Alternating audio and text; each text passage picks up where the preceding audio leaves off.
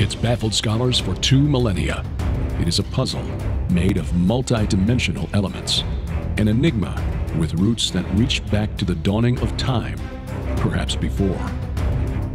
Daniel explained part of it. Ezekiel and Isaiah had glimpses into it. John saw it all for the time of the end.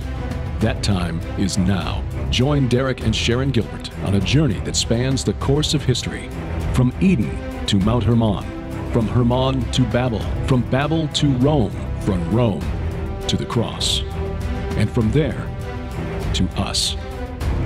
Biblical prophecy is coming true before your eyes, and to understand it, you must discern the times both then and now. It's time to unravel the threads of this all-encompassing prophetic paradox. It's time to unravel Revelation. Angels in Prophecy. Welcome to Unraveling Revelation from Skywatch TV. I'm Derek Gilbert. I'm Sharon Gilbert, and we are delighted to have you join us once again. We've been doing this for over a year now. We have. This is, in fact, getting close to a year and a half. And we're nearly through the 9th chapter. It's only taken us a year and a half to get through the 9th chapter, but if you've just recently started watching us, we're going very slowly because we are showing you how all of the Bible connects to the book of Revelation.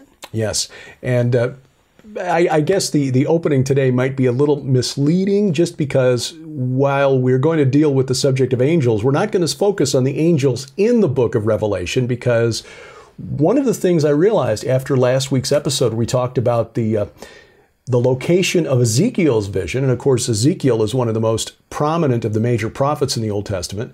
His, of course, prophecy of the war of Gog and Magog is something we'll spend a bit of time on as we get to it. But most Christian churches don't teach anything about angels anymore. No, they don't. In fact, some Christian churches don't even mention them, nor do they mention the devils, the demons. Right. The supernatural world has been flattened. Taken right out of the Bible. Right. And that's why we're convinced that if you think reading the Bible is dull or boring, it's probably because you've been taught, as we were, well, at least as I was in the church I grew up in, that most of the characters in the Bible are fiction. Yes. And that's really tragic because it is the Word of God, and the prophets and the apostles understood that they wrestled not against flesh and blood, but against these supernatural intelligences who, like humans, were created with free will, and many of them have chosen to exercise that free will to rebel against their Creator. And you have to wonder why they would do that, because when we think about heaven and eternity and being with the Lord, it is the most amazing and wonderful goal all of us have. That is what we are hoping for, what we're working towards, what we're praying for. And yet, they had it. They took it for granted, and some of them decided, we don't like this dictator anymore, so we're going to oust him and take over his throne. And of course, that's never going to happen. No. They will never take over the Lord's throne. He is the only non-created being. That is correct. And that makes God unique among all the gods of Mesopotamia. So when you hear skeptics say that the Hebrews just stole their religion from the older Mesopotamian texts from Akkad or Babylon or Sumer because there are similarities in the stories, don't you believe it? Because Yahweh, the God of the Bible, is unique. All of the gods of Mesopotamia, of Greece, of Rome, of the Norse, whatever pantheon around the world, they were created. Yahweh is the only one who pre-existed all things and spoke all things into existence. That is a key difference that skeptics somehow ignore. That is so true. We're going to explain, by the way, why sometimes the Bible will talk about the gods as if there is a pantheon. No, there is no pantheon. But there are entities whose proper place is in the place that we call heaven. They are actually called Elohim. It's sort of like being an American or being a human. Their proper place is in the unseen realm in God's divine assembly. But some of those rebelled and others are sent by him with jobs, messages. Yes. And that's one of the things we want to discuss today. Again, last week we talked about the first chapter of Ezekiel and Ezekiel's vision, which took place, and he mentions it specifically. Again, a reminder, if there's a detail in the Bible, it's important. Ask why it's there. Right. So he was sitting at the Kebar Canal. Many Bible translations, for example, we often use the English Standard Version. The chapter heading, or the title for the chapter, is Ezekiel in Babylon. That's not quite accurate. It was Ezekiel in Babylonia, but the Kebar Canal, as we discovered last week, ran through the ancient city of Nippur, Nippur. That's relevant because that was the site of the temple to the god Enlil, known by many names over the centuries. I'm working on a book on that subject right now, that particular entity. The point is that he was the chief god of the Mesopotamian pantheon for thousands of years until he was replaced by Marduk of Babylon. That was his sacred city. But this was a message, I think, to the spirit realm. God revealed his glory to Ezekiel directly over the temple to what had been the chief god of Mesopotamia for millennia. But then we go further into Ezekiel chapter 1, and we get some descriptions, or a description of some very strange creatures. And this is one of the chapters in the Bible that ancient aliens believers will point to and say, well, clearly these are extraterrestrials and these wheels within wheels are UFOs. And so the gods of the ancient world were just astronauts from other planets, possibly Nippur, or Nibiru as they call it. I think Ezekiel is trying to describe entities that, first of all, their natural place is in more than 3 dimensions. They are from heaven.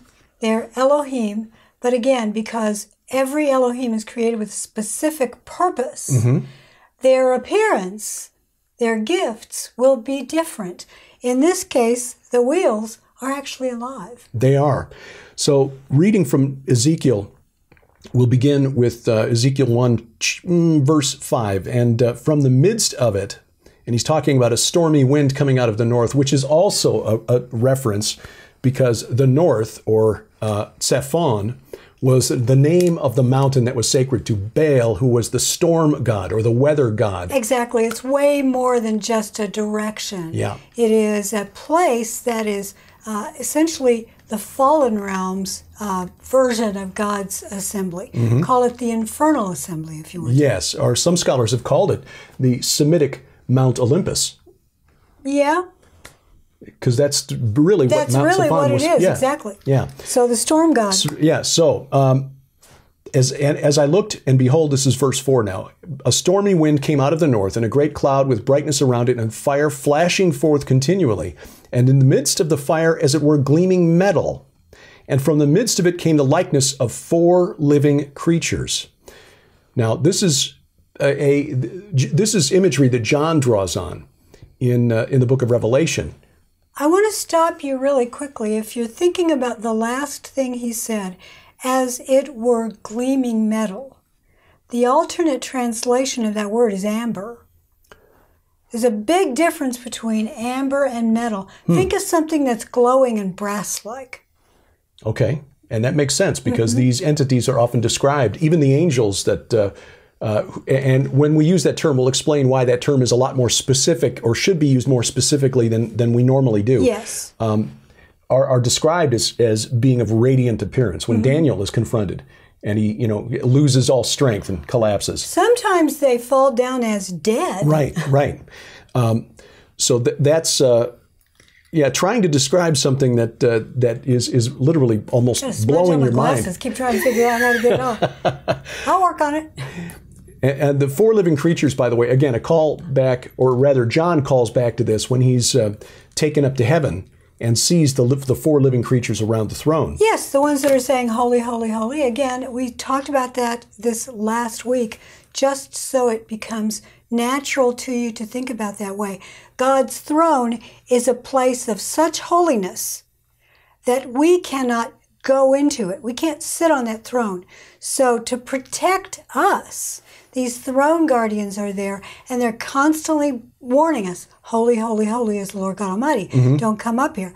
However, in the book of Revelation, who is standing there? The Lamb. The Lamb Yes. is standing in the midst of the throne. Remember, that reminds us and tells us He is God. That's correct. So you'll see them beginning in Revelation 4, beginning at verse 6, the 4 living creatures around the throne.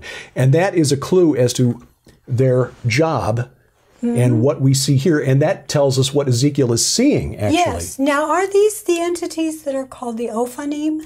Well, these are the cherubim, The cherubim. or what we The English throne speakers... guardians. Yes. No, but I'm talking about the wheels. The wheels are the Ophanim. Going back to wheels. Yes, the wheels are the Ophanim. The guardians, holy, holy, holy, that's the cherubim. And the wheels, Right. in other words, the ones that support the throne. The ones that carry the throne. Yes. They are the Ophanim. Correct. And we showed you some imagery last week. I'll put that up on the screen here again so you can see.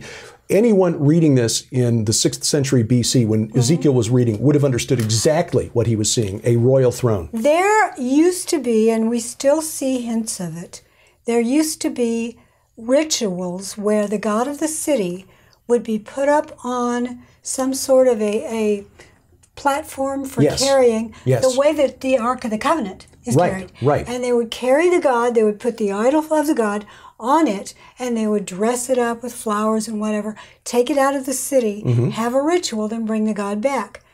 We see that same thing done in some countries with the Virgin Mary. Yes. Yes, and it's not a coincidence. No, it is not. This festival is called the Akitu, normally held around the New Year, but some of them were held in the spring, some were held in the fall. The first month of the year, Nisan, the seventh month of the year, Tishrei. And but every city in ancient Mesopotamia had a patron deity, god or goddess, and they would have this Akitu festival for that entity, and that was part of the ritual. Well, it was, and they were imitating the throne of God, which is mobile. Yes. It can move in space and time. And that was the whole point of the Ark of the Covenant. Contrary to what you heard, and I've said this before, on Raiders of the Lost Ark, the Ark of the Covenant was not a radio to talk to God. It was not. We love that movie, but no. It was his throne on earth. God is enthroned above the cherubim. We see that many times in the Old Testament. So, I hear dinging. There's a device in the other phone. I don't think we hit do not disturb on all of our devices. No, we have way too many. Anyway, so this is their appearance, talking about the 4 living creatures now. They had a human likeness, but each had 4 faces, and each of them had 4 wings. Their legs were straight, and the soles of their feet were like the sole of a calf's foot, and they sparkled like burnished bronze. Okay, so stop. Their legs were straight, so they weren't bent like an animal's, like a bull's. So they were almost like human legs. Right. But they ended in a calf's foot. And again, this idea that they're radiant, they sparkled like burnished bronze. Yeah. Under their wings on their 4 sides, they had human hands. And the 4 had their faces and their wings thus. Their wings touched one another. This is how the cherubim are described, that separated, that guarded the entrance to the most holy place inside the tabernacle and inside the temple. So they probably touched one another from side to side. Yep. Each one of them went straight forward without turning as they went. As for the likeness of their faces, each had a human face. The 4 had the face of a lion on the right side, the 4 had the face of an ox on the left side, and the 4 had the face of an eagle. Now, as Dr. Michael Heiser has pointed out, these 4 faces, human, ox, lion, eagle, represented in Babylonian astronomy the 4 cardinal points of the zodiac. Which, so they're representing the Mazzaroth in a way. The heavenly host. Yes. But again, this was how they were depicted, and this is how they were understood to look to ancient Mesopotamians, which included, of course, the Hebrews and the Jews. And this is what sat on top of the Ark of the Covenant, essentially something that looked like a sphinx with the body of a lion or a bull, the head, face of a human, and the wings of an eagle. And we've shown this picture before. I will show it again when we had the opportunity to visit. I love seeing that picture. to visit the British Museum. We could spend weeks there. I could camp out there. Yeah, we had the opportunity to see what the Akkadians, or rather the Assyrians, called the word is Akkadian, the Lamassu, their version of the cherubim, which guarded the palace at Nineveh for the kings of Assyria. And you'll notice they've got the body of a bull, human face, a bearded human, the wings of the eagle, but when you look closely at the feet, they've got lion's paws. So they've got all 4 elements of the cherubim. They do. In the lamassu. We would call that a griffin? Yeah. Think? Well, griffin would have the head of an eagle and the body of a lion. That's true. But it's similar, though. Yeah. It's similar. The idea of this chimera. So right. And that leads to, well, let's get into a couple of other things. We'll take a break, but want to tell you why this chimeric or theriomorphic, which is a combination human-animal, differentiates between the cherubim, the seraphim, the ophanim, and angels. Yeah. They're not angels. And we'll explain why when Unraveling Revelation continues. Skywatch TV is proud to present the Kingdom Priesthood Sinai to Zion special offer. When you order the new book, Kingdom Priesthood, Preparing and Equipping the Remnant Priesthood for the Last Days, from acclaimed author Dr. Michael Lake, and Sinai to Zion, the untold story of the triumphant return of Jesus, from New York Times best-selling author Joel Richardson, you'll also receive Dr. Michael Lake's 2 previous works, The Shinar Directive, Preparing the Way for the Son of Perdition, and The Sheerith Imperative, Empowering the Remnant to Overcome the Gates of Hell, absolutely free. Sold separately, these items hold a retail value of over $90. Yours now for your donation of only $35 plus shipping and handling. Now's your chance to get prepared for the prophetic days ahead. The Kingdom Priesthood Sinai to Zion special offer, available now at skywatchtvstore.com. Order now or call 1-844-750-4985.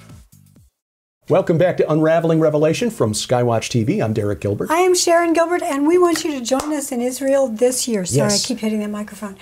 We are going in October. Yes, the dates have moved. Yes, it's moved because we want to make sure that everything is done and we can travel easily. So go to skywatchinisrael.com, skywatchinisrael.com, and you'll get all the information there, any updates, and you can see where we're going. And be sure, if there's any way you can do it, you're already over there, you may as well go to Jordan with us. Yeah. They call it the forgotten land of the Bible, but there's a lot of Bible history that took place in Jordan and a lot of prophecy yet to be fulfilled, including the conclusion of the war of Gog and Magog, which you can see from Mount Nebo, where Moses got his only look at the Promised Land.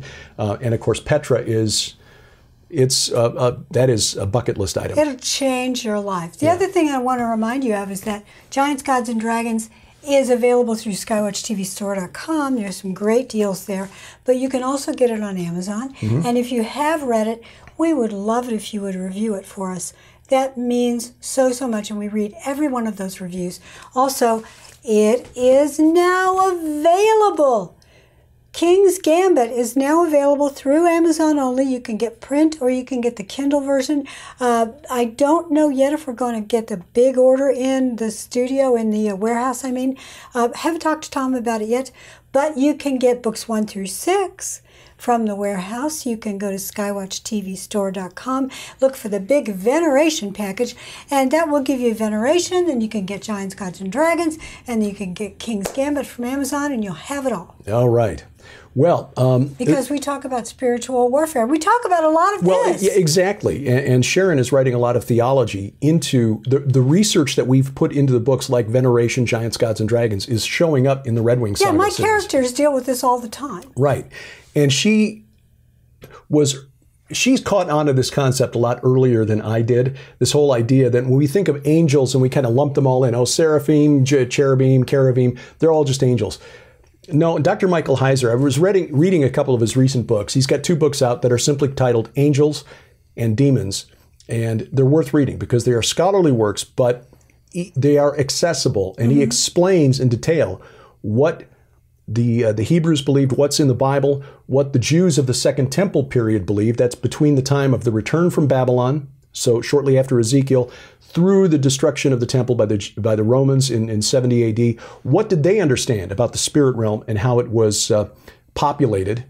And it's a good way to put it. Yeah, it's a lot. It's got a lot more different characters in there than we imagined. And he pointed out. Think of Chicago. It's got a lot of different types of people. It's got people with different jobs, and because they've got different jobs, they might behave differently. Right. They might grow up in a different part of the city. I just realized I didn't put my wedding rings on. I usually do, but forgot to. The air's so dry in here. I put lotion on constantly, and so I forgot to put them back on. But yeah, I feel kind of weird without them too. But in a city, there are a lot of divisions of labor. Right. And some people are doing what is considered menial jobs, and other people maybe are more involved in government or play baseball. Yeah. So even though I'm from Chicago and a Chicagoan, I'm not a member of the Chicago Cubs. No. Sadly, that was childhood dream. But that's the point that Mike makes here, is that we tend to think of everything in the spirit realm, those four living creatures, the elders around the throne, and then someday when we die, we'll become angels too. No. The angels are the ones who, and again, Sharon has understood this for a long time. She's very patient, letting me catch up, that the angels are the ones in Hebrew called malachim, the ones who come to... They are messengers. Right. And that's what that means. They have a job. Exactly. I have a character named Anatole Romanoff who explains that to Charles Sinclair. He says, no, technically angels are commissioned to deliver something. Right. And they carry out various tasks. Sometimes they carry out judgment against the wicked who have transgressed. Here in Ezekiel... You've got angels of death. Right. Specific job. You've got the Ophanim, well, again, that would not be an angel under this definition. No, I'm saying there are different types of entities in heaven, and their collective name is Elohim. Right. And that is it's a small e, Elohim. It's used in the Bible, small e. Capital E, Elohim, is the capital G, God. Yeah. Lowercase e, Elohim, is sometimes translated as gods. Yeah. It simply depending means... on context. In the context of Chicago, it means Chicagoans. Yeah, denizen of that spirit realm, or the unseen realm. So the cherubim that we see here, the throne guardians, that is their responsibility. And those would be equated by many scholars, including Dr. Heiser, with the seraphim that Isaiah saw. Even though they're described differently, their appearance is different, they perform the same role. So there is a possibility that the cherubim and seraphim are the same type of entity, but at the very least, they've got the same job. Bottom line is there are no chubby babies. That's correct. None at all. So just remember, overall... That's right out. Overall, those who were created to live in what Mike Heiser calls the unseen realm, the divine assembly, Eden, if you want to think of it that way, those who were created by God to live there, and that includes Adam and Eve. Before Adam and Eve left, they were humans, and then there were Elohim. So Elohim and humans, mankind, a different type. Derek and I often refer to them as the elder brothers and the younger brothers. So the Elohim were created first. They are the elder brothers. Adam and Eve were created next. They are the younger brothers. Right. And they are the younger siblings. And to understand the relationship, think about the parable of the prodigal son, the younger son who squanders his inheritance. In this case, the inheritance was dominion over the earth. Yes, exactly. And the right to live in Eden and control it. Yes, to be the king in a way. And by accepting Jesus Christ, we are coming back covered with pig mess, and the Father in his forgiveness welcomes us back. And the older brothers, the loyal angels, standing by saying, hey, what's all this about? That's kind of the picture of what our life is like as Christians and our destiny. Yeah. So we've got this understanding. Again, most of us, I think, absorb our understanding. I'm guilty of this, of the angelic realm or the spirit realm, the unseen realm, as angels being just humans with wings. No. And that is exactly the one way they are never described in the Bible. We never see the angels who visited Abraham look like men. You see old cylinder seals and bas-reliefs and things like that, and even a few statues that have wings. And clearly, this entity that we see in Ezekiel 1 has wings. Right. But not all of them do. Most of them probably don't. Yes, the entities, the winged entities, the cherubim and the seraphim, again, those are throne guardians. They are not angels in the sense that they are not messengers. That's not their role. Gabriel and Michael. But when the messengers come, they just look like men. In fact, when Abraham is greeting the visitors when he's out and he tells Sarah, "Hey, quick, somebody's coming." It's God, and he's got a couple of guys with him. They all look like men. Exactly. In fact, Hebrews tells us that we can sometimes entertain angels unawares. Exactly, and I had that happen in the Red Wing Saga as well. Right, and there have been people, and you may know someone, who has had an encounter with somebody who then mysteriously disappeared. I have. Yeah. Yeah, it's very, very strange. You and I were talking about this the other day, and I said, it didn't make me feel, I've had this happen a couple of times, it did not make me feel like, oh gosh, I'm so special. What it made me feel was, oh my gosh, I really have to live for the Lord. Because in both cases, I think I was kept from harm. Because of that, I thought, okay, I'm still alive. I've managed to. One time, I literally was doing donuts in my car, not intentionally because I was on a 4-lane highway, and it was just a sheet of ice. And it was morning traffic, morning rush hour, and I went through the cars in front of me. The next thing I knew, I'd straightened out, and those cars were all behind me. The other time was I was stopped by a guy in a truck, and he got out and he came up to my window and he said, "Why did you stop?" And I said, "Well, you flagged me, you blinked your blinkers," which means pull over. And he said, "Don't do that. Don't ever do that.